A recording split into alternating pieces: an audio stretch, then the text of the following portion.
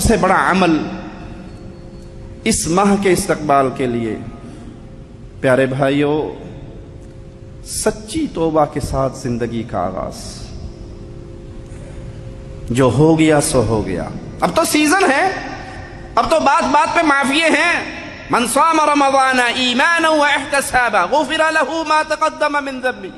من قام رمضان, جو سیام, جو قیام, جو شب قدر اللہ کی عبادت میں لگا رہے, غفر له ما تقدم من ذنبه, معافیے ہی معافیے ہیں. اس عظیم موسم کے آنے سے پہلے سچی توبہ کیجئے, سچی توبہ کیجئے. سچی توبہ کیا ہے؟ جو کر بیٹھے ہو اس پہ ندامت, جو گناہ ہو گئے اس پہ ندامت.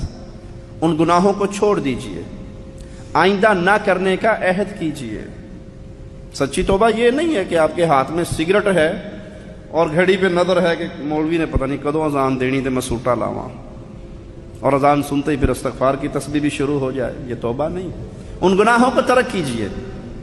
رمضان سے پہلے آپ کی زندگی, اور رمضان کے اندر آپ کی زندگی, اور رمضان کے بعد آپ کی زندگی, تین مرحلے سامنے رکھے. رمضان سے پہلے آپ کیا تھے, رمضان میں آپ کیا تھے, رمضان کے بعد آپ کیا تھے. آپ کے لیے پورا نتیجہ نکل آئے گا کہ اس رمضان میں آپ اللہ کے قریب ہوئے ہیں یا وہیں کے وہیں کھڑے ہیں. سچی توبہ کیجئے, گناہوں سے پیچھے ہٹیے. غیبت, چغلی بہت بڑے گناہ ہیں, بے حیائی بہت بڑے گناہ ہیں, اور کچھ گناہ خلوت کے گناہ ہیں. برا ہو ان وسائل کا جنہوں نے ہمیں لا کر بنی اسرائیل کی اس قوم کے برابر کھڑا کر دیا ہے کہ جس دن اللہ مالک نے منع کیا تھا کہ مچھلی شکار نہیں کرنی, مچھلی چھلانگے مارتی تھی, چھیڑتی تھی ان کو, بھی آ گئی ہیں اب کر لو جو کرنا ہے. بہت تھوڑے تھے صبر کرنے والے. آج انٹرنیٹ کی دنیا نے ہمارے خلوت کے گناہوں کا وہی حال بنا دیا. ایک کلک کرنے کی دیر ہے اور آپ کے سامنے بے حیائی کا بازار کھل جائے گا. اکثر نمازی الا من رحم ربی, اکثر نماز پڑھنے والے, دین سے جڑنے کی بات کرنے والے, خلوت ان کی, تنہائییں ان کی برباد ہو گئی ہے. اللہ کے لیے توبہ کیجئے, اللہ کے لیے اپنے مجالس کا خیال کیجئے. اور اگر ہم لوگوں کے سامنے لباس ایمان کا, اسلام کا, تقوی کا, پرہیزگاری کا اوڑھ لیں اور ہماری تنہائی اس کے اندر ہم برباد ہوں, تو اللہ کی قسم ہم برباد ہیں. پھر تو ہم نے لوگوں کے لیے کیا نا, پھر اللہ کا ڈر تو نہ ہوا. پچھلے دنوں حی النسیم ریاض میں ایک دکان پہ کھڑا, مغرب کا ٹائم ہو گیا, تو ایک طرف مسجد تھی اور ایک طرف قبرستان تھا. تو کہنے لگا مولوی صاحب اذان ہو گئی. میں نے اسے ازراہ مذاق کہا, ارے اب تو حیا کی گاڑیاں نہیں آتی, اب ڈرنے کی کیا بات ہے. تو کلین شیو آدمی تھا, لیکن اس نے ایمان سے بھرا ہوا ایک جملہ مجھے سنایا. کہا مولانا ادھر قبرستان ہے, ادھر مسجد ہے, حیا کی ضرورت ہی نہیں ہے. ادھر قبرستان ہے, ادھر مسجد ہے. جاؤ گے تو وہ ٹھنڈی ہوگی, نہ جاؤ گے تو وہاں آگ ہوگی.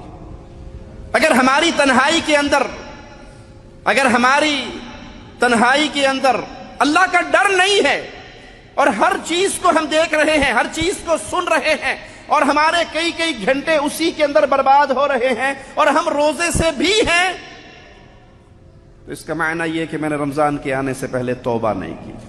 اللہ کے لیے توبہ کیجیے. ہر وہ بھائی توبہ کرے جس کی نمازوں کا معاملہ گڑبڑ ہے.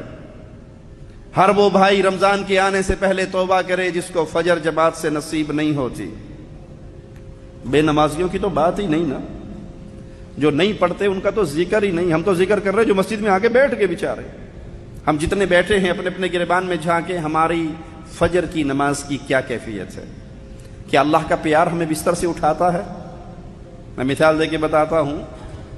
ہماری انڈیا پاکستان فلائٹ ہو, چھٹی جا رہے ہوں, اور ابھی فلائٹ میں گھر سے نکلنے میں 2 گھنٹے باقی ہوں تو آپ لیٹ بھی جائیں، کیا خیال ہے الارم کی ضرورت ہے یا اندر سے کوئی چیز اٹھائے گی؟ او بھائی جاگ نہ رہ جوے، سوتا ہی نہ رہ جائیں، اٹھ، بے چینی اٹھائے گی؟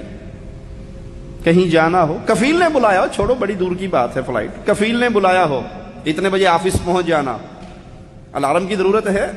ٹینشن میں نیند ہی نہیں آئے گی کہ کفیل نے بلایا ہے۔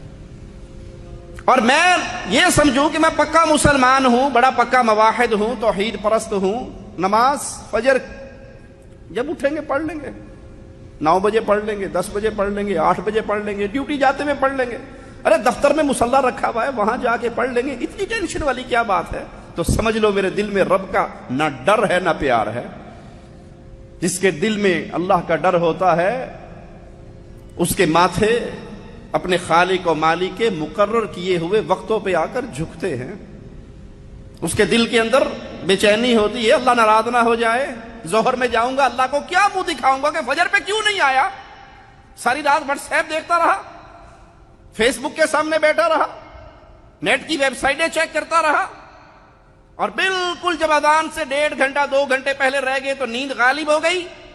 اگر آپ ساری رات دین کا کام بھی کرتے رہے، انٹرنیٹ کے ذریعے دعوت توحید کو ہی پھیلاتے رہے، اور فجر کی نماز سے 2 گھنٹے پہلے سو گئے، اللہ کے لیے دل پہ ہاتھ رکھ کے بتائیے آپ کی یہ محنت آپ کو جنت میں لے جائے گی؟ دوسرے معنوں میں یوں سمجھ لیں آپ جالیات کے درس میں آگے، کسی مولوی صاحب کے درس میں آگے، اور رات 2 بجے تک آپ جلسہ عام میں بیٹھے رہے، تقریریں ہوتی رہی، آپ سنتے رہے، اور فجر گئی، یہ تقریر جنت میں لے جائے گی؟ یہ محنت جنت میں لے جائے گی؟ یہ تو وہ ہے جو دین کے لیے جاگتا رہا، جس نے نوافل کے لیے اپنے آپ کو جگایا اور فرائض میں سلایا۔